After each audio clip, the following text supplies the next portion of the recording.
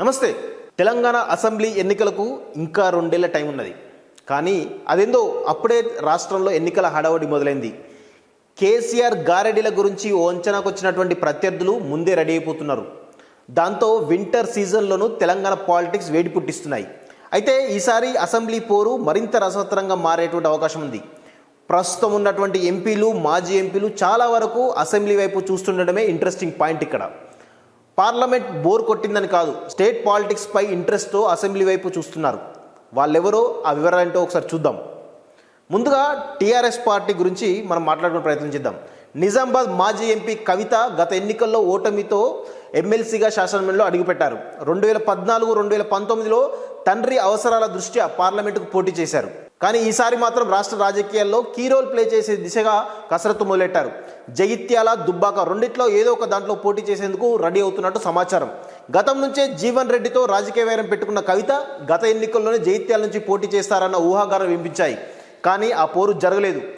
ఇక ఖమ్మం విషయానికి వస్తే ఖమ్మం ఎంపీ నామా నాగేశ్వరరావు ఖమ్మం లేదా పాలేరు అసెంబ్లీ సెగ్మెంట్ నుంచి పోటీ చేసేందుకు ఆసక్తి చూపిస్తున్నారు.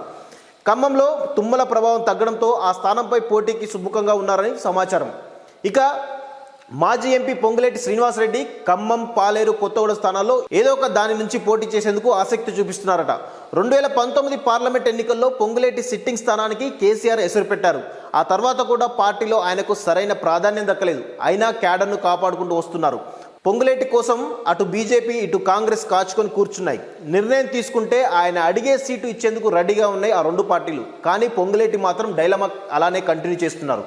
ఇక మహబూబాద్ ఎంపీ మాలోత్ కవిత ఎస్టీ రిజర్వ్ స్థానమైనటువంటి డోర్నకల్పై కర్చీఫ్ వేస్తున్నట్టు తెలుస్తోంది.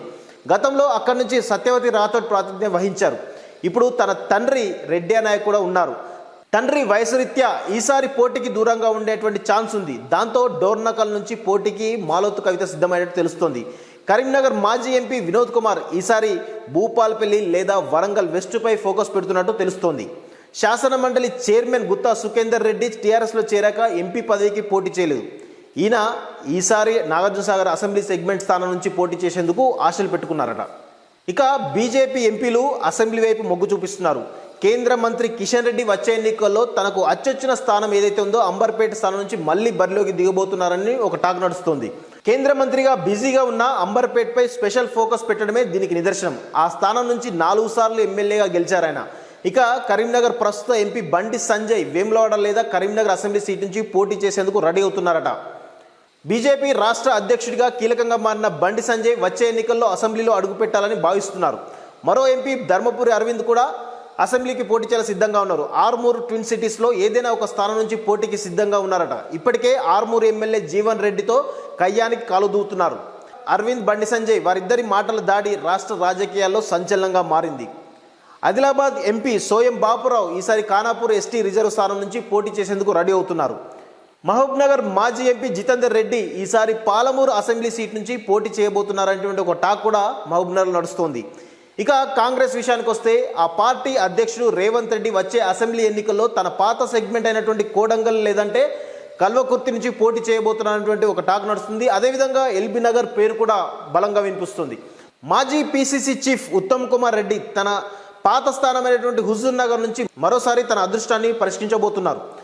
భువనగిరి ఎంపీ కొమటిరెడ్డి నల్గొండ లేదంటే భువనగిరి అసెంబ్లీ సెగ్మెంట్ నుంచి పోటీ చేస్తారనేటువంటి ఒక టాక్ అక్కడ నడుస్తుంది. మాజీ ఎంపీ మధు యాష్కి గౌడ్ నిజామాబాద్ రూరల్ లేదా అర్బన్ లేదంటే హైదరాబాద్లో ఏదైనా ఒక స్థానం నుంచి పోటీ చేసే అవకాశాలు ఉన్నాయని తెలుస్తోంది. మరో మాజీ ఎంపీ పొన్నం ప్రభాకర్ వేములవాడ లేదా కరీంనగర్ అసెంబ్లీ సీటుకు పోటీ పడతారట. సికింద్రాబాద్ మాజీ ఎంపీ అంజన్ కుమార్ యాదవ్ కూడా ముషీరాబాద్ లేదా సికింద్రాబాద్ అసెంబ్లీ స్థానానికి పోటీ చేస్తారట. మొత్తం మీద రాజకీయ దిగ్గజాలంతా కూడా అసెంబ్లీ వైపు చూస్తుండడంతో ఇప్పటికే ఆయా స్థానాలపై ఆశలు పెట్టుకున్న వాళ్ళ పరిస్థితి ఏంటో తెలియని డైలమా నెలకొంది. మొత్తానికైతే తెలంగాణ రాజకీయాలు రోజు రోజుకి హీట్ పుట్టిస్తున్న విషయం కూడా మనకు తెలుస్తుంది. చూస్తూనే ఉండండి college TV. Thank you very much.